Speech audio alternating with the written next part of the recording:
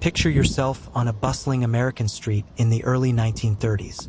The stock market may have crashed, but one automobile still turned heads wherever it appeared, the mighty Pierce Arrow. With its massive size, elegant styling, and unmatched craftsmanship, the Pierce Arrow was more than transportation. It was a symbol of wealth, power, and prestige.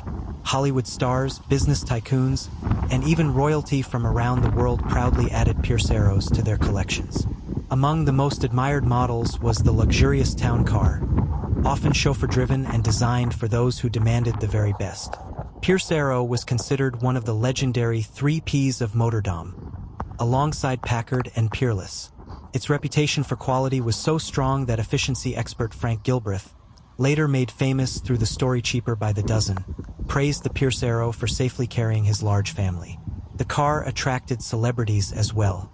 Silent film star Sesshu Hayakawa owned a custom gold-plated Pierce Arrow that reflected the glamour of Hollywood's golden age. Presidents traveled in them too. An open-bodied Pierce Arrow carried Woodrow Wilson and Warren G.